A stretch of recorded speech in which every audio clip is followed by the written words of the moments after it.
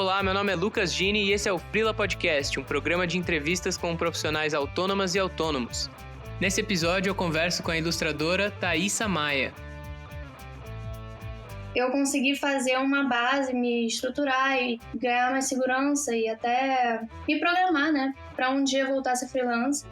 E eu já tenho mais um norte do que eu quero seguir na minha carreira. Eu tô conseguindo fazer coisas que, vamos dizer, trabalhos para clientes que se parecem muito com projetos pessoais mesmo. Eu acho que ser freelancer é isso, você ter plano A, B, C, D e tá sempre um passo à frente dos problemas que podem aparecer.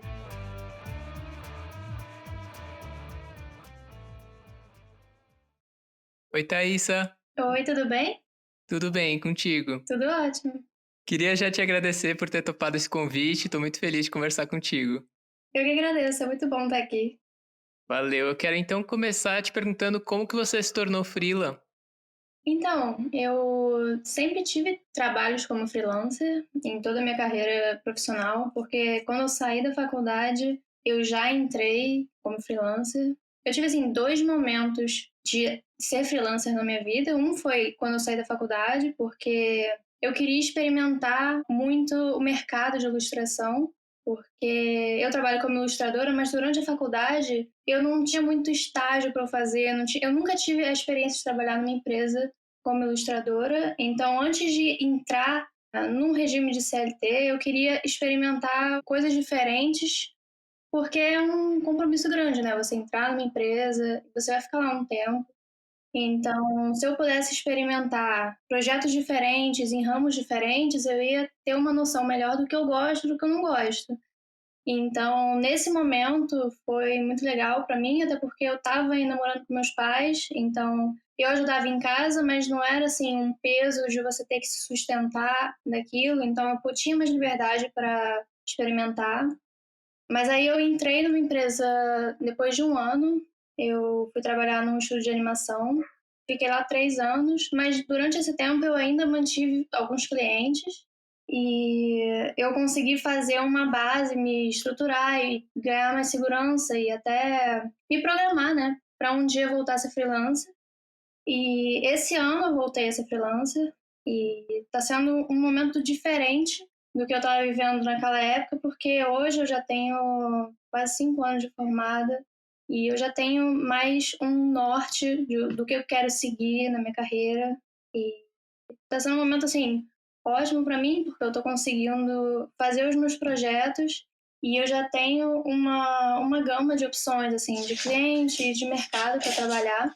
Então, tá sendo mais confortável para mim trabalhar agora como freelancer e mais divertido, né? No caso, porque eu tô conseguindo fazer coisas que, vamos dizer, trabalhos para clientes que se parecem muito com projetos pessoais mesmo, sabe? Muitos clientes já chegam em mim falando, não, eu quero uma coisa parecida com isso que você fez, e era um projeto pessoal. Então, isso é bem legal.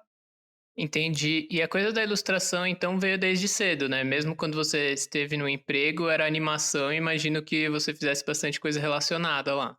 Sim, eu fazia cenário e lettering para as séries. Eu era da equipe de arte, né? Mas sempre ligado à arte, à ilustração, né, no caso. E você estudou design na faculdade?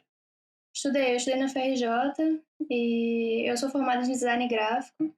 E lá eu tive a sorte porque era no mesmo prédio da pintura e das belas artes. Então eu pude puxar várias matérias de artes mesmo que deram para dar uma complementada no meu estudo de design. Eu acho que o ilustrador que ele tem noção de design, tem noção da técnica de arte, de pintura, ele acaba sendo muito mais completo, porque tudo que a gente faz vai ser aplicado em alguma mídia. E essas mídias eu aprendi em design. Tanto, assim, eu passei por animação, passei por editorial, eu sei fechar arquivo. Então isso foi muito importante para mim ter tido essas 2 bases, sabe? Eu não tenho uma faculdade de ilustração, né? E foi legal ter todas essas opções na faculdade. E isso deu uma base boa para mim. O que você comentou da faculdade, de você aproveitar que tinha Belas Artes ali perto e tal, já foi também consciente de essa visão que você tem de que é importante para o ilustrador ter esses dois lados, já vinha desde aquela época? Quando eu entrei na faculdade, eu não tinha ainda noção de que eu podia trabalhar como ilustradora, porque eu não via a ponte para isso. Mas logo no começo eu assisti algumas palestras num evento de design de alguns ilustradores falando sobre o que eles faziam, o trabalho deles. Alguns deles davam aula na própria faculdade, então eu colei nessas pessoas. E eu sempre que eu tinha alguma dúvida, eu queria entender melhor alguma coisa, eu ia falar com eles. Então, desde o início da faculdade, eu foquei muito em me tornar uma ilustradora, sabe? Então, até nos projetos que às vezes não tinham alguma coisa necessariamente a ver com ilustração, eu tentava trazer alguma coisa que pudesse me ensinar mais nesse campo, sabe? Tipo, eu vou fazer uma capa de livro, eu vou fazer o lettering à mão, vou desenhar esse lettering. E isso é uma coisa que me acompanha até hoje, sabe? E me trouxe muitos ganhos. Até eu já fiz. Nessa empresa mesmo que eu trabalhei, fazia cenário de ilustração para animação. Eu fiz vários letterings de filme, dentro da própria série, porque não tinha muita gente lá que tivesse esse tipo de know-how. Então, por exemplo, saiu um filme do Irmão Jorel no cinema, eu fiz o lettering do título. Então, porque eu era a pessoa ali que sabia fazer esse tipo de coisa. Então, são coisas que vão se complementando. Lettering foi uma matéria que eu aprendi em design, mas eu trouxe para a ilustração. Então, vai muito da vivência. Gente que estudou comigo, que era mais voltado para, sei lá, fotografia, tinha um enfoque diferente na faculdade. Isso que é legal na faculdade de design, você tem várias maneiras de passar por ela. Mas eu sempre foquei em ilustração porque eu sabia que era aquilo que eu queria. Entendi, interessante, legal e faz diferença que você tenha tido já essa visão desde o começo, né. Pois é, não, fez toda a diferença, porque aí eu pude aproveitar da melhor forma, sabe, todas as possibilidades, porque, cara, lá eu tinha tem muita professor bom, sabe, muita gente querendo passar o conhecimento, então foi muito importante para mim aquela época. Demais. Você comentou que desde o começo também você conseguiu manter alguns clientes, até no período que você estava no estúdio, né. Como que é essa relação, de onde que eles vieram e tal? Naquela época, cara, até hoje, assim, a maioria dos meus clientes, eles aparecem ou por indicação, ou eles me acham em redes sociais. Porque as pessoas veem meus trabalhos e aí me chamam. Mas a maioria, assim, eu diria que metade, naquela época, quando eu estava ainda, tinha acabado de sair da faculdade, metade era indicação, porque eu tenho muitos amigos designers e nem todos são ilustradores. Então, design e ilustração estão muito próximos e tem muitos projetos que você precisa de um ilustrador. Então, eu era esse contato, sabe, que as pessoas tinham de gente que ilustra, então eu consegui muitos projetos assim. E na época que eu estava no estúdio, eu sempre mantive essas duas coisas em paralelo. Eu não procurava ativamente, porque sobra pouco tempo quando você trabalha 8 horas no dia, sobra pouco tempo para você fazer freela. Então, não procurava coisas novas, porque os que apareciam já ocupavam todo o tempo que eu tinha sobressalente, sabe?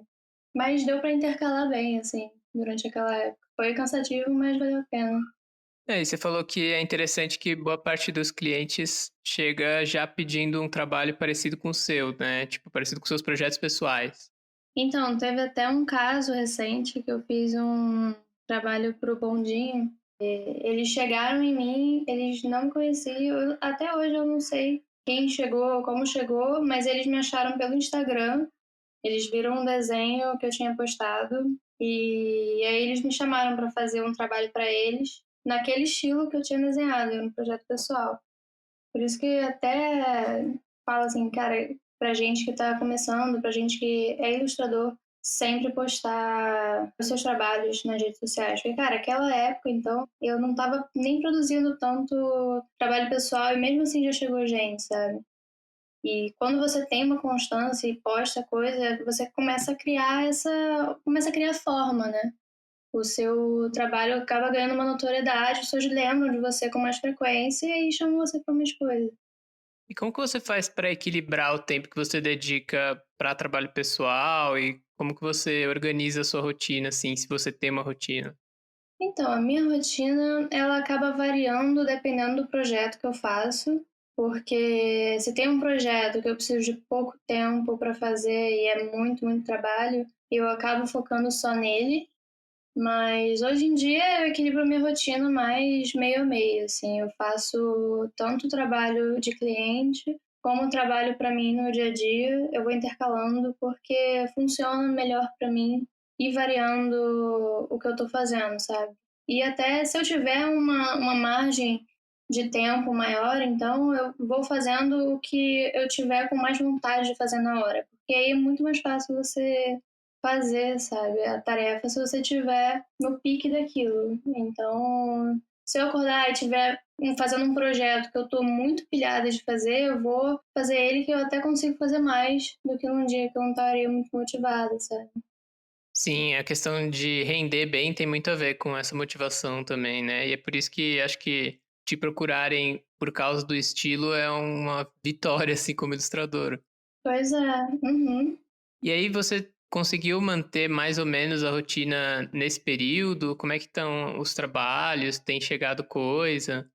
Cara, então, a minha rotina, eu voltei a ser freelancer no começo de fevereiro e logo em março mudou tudo, né? Mas em fevereiro eu estava conseguindo uma rotina, estava estudando algumas rotinas e depois chegou março, veio quarentena e eu falei, ah, não vai mudar nada, não. Só que aí a gente teve corona aqui em casa e aí eu fiquei 3 semanas sem desenhar, então eu fui me readaptando.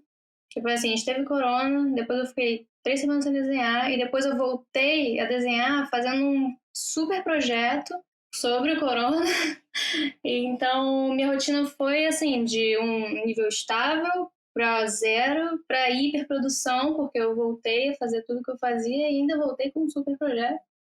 E agora eu ainda estou ajustando essa rotina e é difícil dar o meu referencial para generalizar, porque esse meu projeto que eu fiz, ele teve muita visibilidade. Então, muitas pessoas vieram falar comigo e propor projetos por causa dele.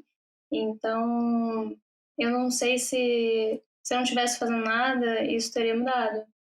Mas eu senti muita diferença quando eu saí do estúdio e voltei a ser freela numa questão de, vamos dizer, eu voltei a fazer meus trabalhos pessoais, voltei a postar mais ativamente nas redes sociais, que elas estavam quase abandonadas, porque quando você trabalha 8 horas, chega em casa, faz freela no final de semana, não sobra muito tempo para você criar suas próprias coisas.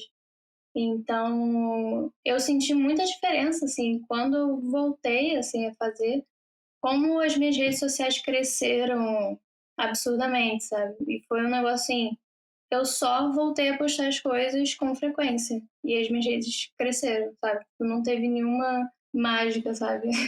Então, eu acho que isso foi um aprendizado, assim, importante, de, tipo, você sempre apostar em estar atualizando o que você está fazendo e se atualizando também, porque eu estava sentindo muita falta de criar para mim. Mas só para não fugir muito ao assunto, voltando à rotina, eu ainda estou estruturando ela. Agora eu estou voltando a fazer meus projetos pessoais.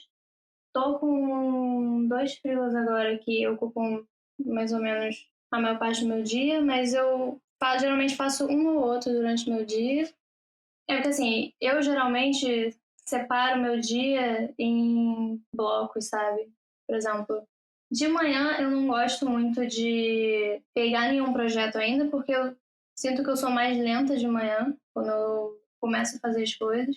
Então eu geralmente faço meu café da manhã, eu vejo algum episódio de série, eu jogo videogame, eu faço essas coisas que são lazer, mas eu acho que fazer elas logo de manhã já me libera, porque aí eu não fico querendo fazer elas depois que eu terminar de trabalhar. Se eu já fizer elas de manhã, pronto, já joguei tudo que eu tinha que jogar. E tem uma hora limite que eu tenho que fazer o almoço, eu tenho que almoçar. Então, no máximo até 11 horas, meio-dia, eu já terminei isso. E eu geralmente começo a trabalhar por volta de 1 hora da tarde e trabalho até 8 horas por aí. E eu geralmente tento liquidar logo os projetos que eu tô com mais vontade de fazer, porque é aquilo que eu disse, né? Você começar pela coisa que você tá com mais vontade, assim. Claro, sem, sem deixar os projetos que você está com menos vontade sofrerem, né? E eu vou tentando achar um balanço nisso. Tem projetos, às vezes, que eu faço um pouquinho, aí troco, eu vou para outro, e vou intercalando, e vou resolvendo eles. E aí eu vou estruturando meu dia assim. E eu trabalho também, eu geralmente trabalho todos os dias da semana, até final de semana. Mas final de semana eu acabo colocando mais projetos pessoais e projetos que eu faço, testes que eu faço. Mas não tem muita regra não, assim, porque ainda mais agora em quarentena, que todos os dias são o mesmo dia, acaba sendo melhor para mim que fica uma constância. Mas eu prefiro trabalhar todos os dias, porque eu posso trabalhar uma quantidade menor de horas em cada dia. Fica mais suave tudo, e eu consigo intercalar, porque eu moro sozinha, então eu também tenho que fazer algumas coisas para casa, e eu vou intercalando isso com a rotina de freelancer que eu tenho. E isso acabou dando um balanço legal para minha rotina. Entendi. Cara, muito interessante isso de começar o dia com lazer e relaxando. Na verdade, geralmente a gente tem a visão de ganhar o biscoito, assim, né? Tipo, trabalha pra caramba e depois Aham. vai esfriar a cabeça. Pois é, é. Foi uma coisa que eu tô testando agora, pode ser que depois eu mude. Mas até porque de manhã eu não. Eu, quando acordo, eu sinto que eu ainda não. Minha mão não tá com firmeza ainda pra desenhar, sabe? Eu preciso ainda de um tempinho pra fazer meu corpo inteiro acordar. Teve uma época que eu tava fazendo yoga também de manhã, muito bom, pra dar esse up. Mas também ir fazendo outras coisas para justamente para o seu corpo acordar é legal, assim, tem funcionado muito bem para mim. Muito bom. Nossa, demais. Queria te perguntar também como que é a parte de finanças, assim, como que você lida com a grana, principalmente porque acredito que você tivesse um fixo no estúdio e não faz tanto tempo que você passou a ser freela de novo, né? Foi logo que entrou a quarentena também, Uhum. então não tem muito um padrão. É, realmente, não tem, mas ser freelancer era um plano que eu tinha já, voltar a ser freelancer. Assim que eu entrei no estúdio, eu nunca abandonei meus clientes, porque eu já pretendia voltar a trabalhar só com isso, justamente porque eu gosto dessa ideia de você ter mais tempo para você investir em você, né? De ter tempo para fazer os seus projetos. Então, assim, finanças, eu sempre me preparei para esse momento de ser autônoma de novo. Então, eu sempre tive uma reserva de dinheiro e eu só ia voltar a ser freelancer, assim, um dia se eu já tivesse uma boa reserva. E é isso que me dá tranquilidade. Eu acho que, assim, não tem como você ser pego de surpresa se você se preparar para os problemas da vida. Então, eu acho que ser freelancer é isso, é você ter plano A, B, C, D e tá sempre um passo à frente dos problemas que podem aparecer para você. Então foi isso que eu fiz. Eu sempre guardei dinheiro e sempre, assim, cara, no estúdio eu tava trabalhando e eu tava ganhando, assim, anualmente, tava ganhando mais como freelancer do que trabalhando lá. Então eu conseguia já me sustentar com o dinheiro que eu ganhava num e o outro guardava. Então eu consegui fazer uma boa reserva. E isso é o que me dá tranquilidade hoje, porque eu posso escolher os clientes que eu vou escolher para trabalhar e também ter a tranquilidade, tipo, esse mês não tem cliente, então eu vou focar em fazer os meus projetos, porque é isso que vai chamar mais cliente. Então, eu fico muito feliz de ter feito essa reserva, porque é o melhor cenário que você pode trabalhar, sabe, como freelancer, é você ter essa segurança e essa tranquilidade de poder escolher e não ficar, sabe, à mercê de não saber se você vai conseguir sustentar. Porque eu já antes de se voltar a ser freelancer, eu já tinha feito essa garantia. Entendi, esse planejamento é importante e até acho que emendando um pouco, você falou que você planejou por um bom tempo e organizou essa questão financeira e hoje você tem algum plano de carreira de curto ou de longo prazo? Em relação ao financeiro, eu sempre tentei diversificar a fonte. Então, assim, eu tenho um cliente fixo no mês, só que eu vou ver se eu consigo uma maneira de expandir, por exemplo, a minha marca. Eu vou criar produtos que eu possa vender e também ser uma fonte de renda.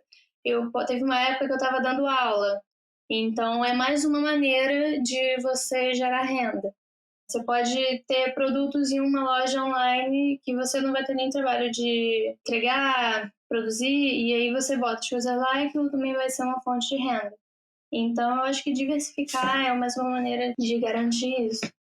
Agora, de plano para minha carreira, eu queria ainda diversificar o alcance do meu trabalho, porque eu queria estudar novas maneiras de aplicar ele na minha própria marca. Tipo, criar novos produtos, novas maneiras dele ser veiculado.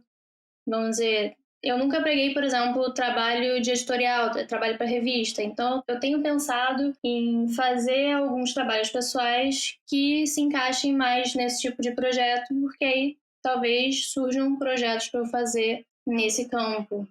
Então, eu tenho muito interesse, por exemplo, em ter algum trabalho em editorial e talvez alguma coisa ligada com moda, que é uma coisa que eu gosto muito. Então, eu queria fazer uns testes, assim, para mim, no caso, e se ficar legal, continuar fazendo umas coisas assim e ver se cola.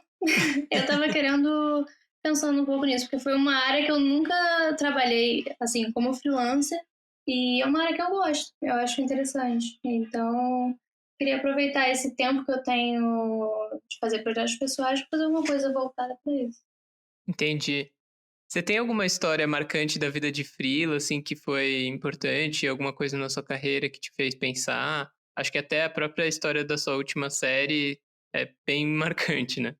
Ah, sim. É, cara, essa história ela foi bem forte pra mim, porque nasceu de um projeto que eu queria fazer pra mim, eu não sabia nem se eu ia postar, mas aquilo começou a tomar forma e, assim, abrindo um parênteses aqui pra quem não viu, eu fiz uma série ilustrada sobre como o coronavírus impactou a minha família, porque aqui em casa a gente teve e eu acabei perdendo a minha avó, então eu comecei a fazer essa série primeiro para homenagear ela, mas eu queria também arranjar um jeito de dar esse olhar de dentro de como é estar nessa situação, até para ajudar alguém, quem sabe, alguém que está na mesma situação, ou conscientizar alguém que não está acreditando, levando a sério isso.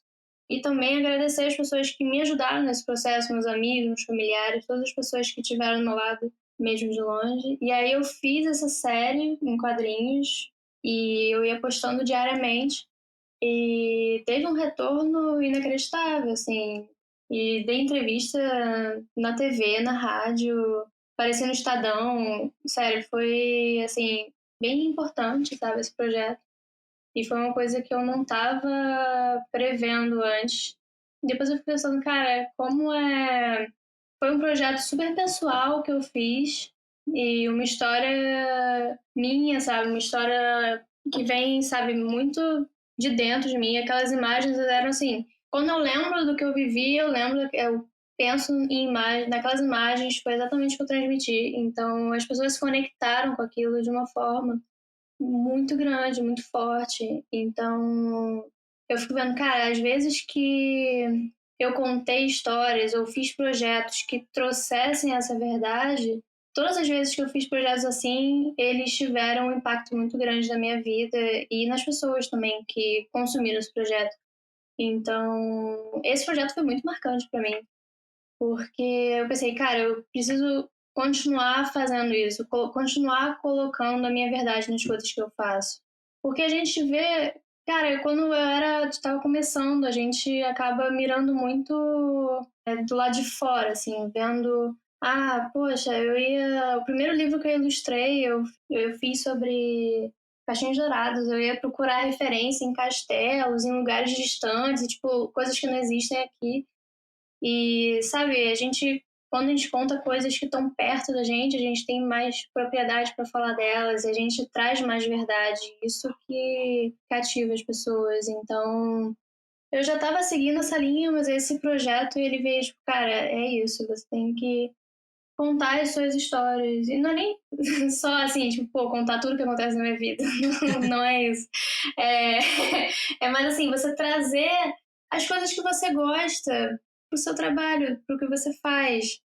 Claro que, pô, você vai fazer o trabalho de um cliente, não dá pra você botar tudo que você quer, mas assim, nos seus projetos, no que você acredita, no que você produz, você tem que botar o que você é, sabe? Eu acho que isso faz toda a diferença. Poxa, eu vejo, tem artista que eu sigo que eu não sei nem a cara, não sei nem se é homem ou mulher, não sei de onde a pessoa vem, e eu acho que tudo que a gente gosta se reflete no nosso trabalho, então se a gente puder falar sobre essas coisas, eu acho que só enriquece. Então, foi muito positivo esse trabalho por causa disso, porque ele confirmou muito essa ideia. Cara, é muito legal. É bem louco isso das referências mesmo. Acho que às vezes a gente tende a buscar o que a gente sabe que tá consolidado ali, e é claro que não vai ter nada consolidado que é parecido com a sua vida, né? Tipo, Pois é, é muito sim. louco isso.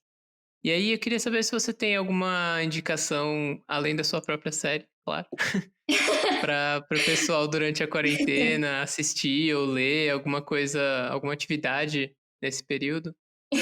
Então, já que você falou, eu vou. Eu fiz uma lista aqui, mas eu errei. Quem quiser ler esse meu quadrinho, pode ir no meu site ou no meu Instagram. Eu até recomendo você ir ver no Instagram, porque criou uma outra camada de leitura, porque eu ia postando diariamente, e aí, nossa, eu fico até arrepiada só de lembrar. E as pessoas, elas iam me acompanhando na narrativa nos comentários. Isso foi muito legal, sabe? Porque eu recebi muito apoio, assim, eu recebi mensagens de pessoas que estavam na mesma situação e que também se sentiram apoiadas por essa corrente toda. Então, isso, eu acho que é a mídia mais legal de você acompanhar, até porque tem fotos e vídeos dos meus avós, assim, coisas além do próprio quadrinho. Então, eu acho legal ver por lá. E de conteúdo, eu trouxe duas coisas que eu estava consumindo bastante, assim, no começo e até hoje eu uso. O primeiro é um aplicativo que provavelmente alguém já indicou aqui no seu podcast, mas, cara, ele foi um que me ajudou bastante, que é o Togo. Quando eu virei freelancer, ele foi uma super ajuda, porque no começo eu ia trabalhando, ok? Chegava no final do dia, eu ficava tipo, putz, não trabalhei nada, tem que trabalhar mais. Eu nunca achava que eu tinha trabalhado o suficiente.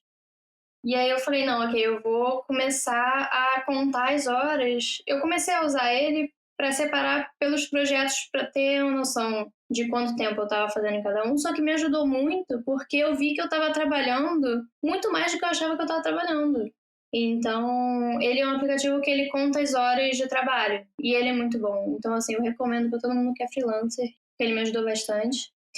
Eu queria fazer uma recomendação também de atividade física, ainda mais agora que tá todo mundo de quarentena e não tem muita opção, né, dentro de casa, que é o Yoga with Adriene, que tem no YouTube. É um canal de uma moça e, cara, quando eu tava. Agora eu dou uma parada, mas eu pretendo voltar, assim, sei lá, amanhã, porque é uma coisa que é muito boa. Eu sempre falo, tipo, não, amanhã eu volto, mas eu realmente vou voltar. Eu parei por causa disso do coronavírus e até hoje não voltei. Mas era uma coisa assim, quando eu fazia, o meu dia começava muito melhor e a Adrienne é super simpática, ela é ótima, então eu recomendo muito fazer. Agora, assim, de atividade durante a pandemia, cara, uma coisa que eu não estava fazendo tanto no início, mas ultimamente eu tenho feito com mais frequência, é ligar para meus amigos, falar com pessoas, porque eu moro sozinha, então no começo eu estava sentindo muita falta de falar com gente, de ter contato com alguém. Então, você falar com os seus amigos, cara, isso parece que não, mas faz muita diferença no longo prazo. Você não se isolar muito, você ter sempre um canal de social, né, pelo menos, para poder interagir, porque senão fica muito tempo sozinho, para mim não faz muito bem. Eu preciso estar conversando com alguém, estar entrando em contato com alguém, nem que seja pelo menos uma vez por semana, assim, uma call. Cara, e no seu caso foi uma transição meio foda também, porque você tava trabalhando num escritório com outras pessoas, aí logo que você passou a trabalhar na sua casa e já mora sozinha, entrou isolamento, tipo, Aham. tudo uma vez. Tudo já vai só. De 0 a 1000 em 3 segundos. É, isso é isolamento mesmo. Pois é, eu tô falando até com meus gatos aqui, eu passo o dia conversando com eles. Eu nunca mandei tanto áudio na minha vida, sério. Tem uma conversa que eu tava fazendo backup esses dias, eu fui ver quantos áudios eu tinha mandado. Pra uma das pessoas eu cheguei a mandar 5.000 áudios. Quer dizer, em... não eu sozinha, né? A conversa inteira tinha 5.000 áudios. Eu falei, ok. Isso não é uma coisa ruim, isso é uma coisa boa. Não, é motivo de orgulho, na moral. 5.000 áudios.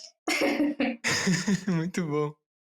Por último, então, Thaís, eu queria te perguntar se você pudesse dar uma ou algumas dicas para você mesma no passado sobre a vida de freela, quais seriam? É a pergunta de $1 milhão, né? É difícil decidir, né? Cara, eu daria 2 dicas. Uma eu já até falei aqui. Uma coisa que eu fiz muito e que cara, isso foi muito acertado, é sempre investir nos seus projetos pessoais e sempre ser constante em estar fazendo e estar mostrando isso, porque isso foi ter mais retorno, assim, de cliente e de progresso até para mim na minha arte, tá sempre experimentando alguma coisa, sabe? Tipo, teve um projeto que eu fiz que foi 100 aves brasileiras, que eu comecei a fazer porque eu precisava ganhar prática em pintura digital. Então eu fazia um passarinho e aí no próximo eu ia testando uma técnica diferente. E aí o projeto acabou crescendo, as pessoas começaram a gostar e eu não estava prevendo essa ligação. E me chamaram para alguns freelas por causa desse projeto. Então é mais, sabe, eu acho muito importante você fazer suas coisas sempre, porque isso vai dar um retorno para você naturalmente, assim, com o tempo é só ter paciência e fazer as coisas com calma e constância. E agora uma dica que eu daria para mim é pensar melhor assim no que você investir, porque eu vejo que às vezes eu investi em coisas que eu não usei bastante. Vamos dizer, até 2015, 2016, eu só trabalhava com tradicional e eu acumulei uma quantidade inacreditável de material para coisas tradicionais, tipo, muito papel, muita tinta, muita coisa. E hoje em dia eu não uso, sei lá, 90% deles. Porque agora eu faço praticamente tudo digital. Então, não precisaria ter investido tanto naquilo. Podia ter dado uma balanceada, ou tipo, pelo menos ter estudado esse investimento. Assim. Vai valer a pena você investir tanto, assim, não digo nem só dinheiro, mas tempo, né? Claro que esses materiais eu vou acabar usando até o final da minha vida, mas eu acho que tem coisas que você pode focar melhor. Então, eu daria essa dica para mim, pra Thaís que está começando. Demais. Acho que principalmente material artístico é uma coisa que tem momentos em que a gente se empolga e aí você vai ver, você tem até coisa repetida, é tudo. Uhum. Tem coisa aqui que eu nunca nem usei.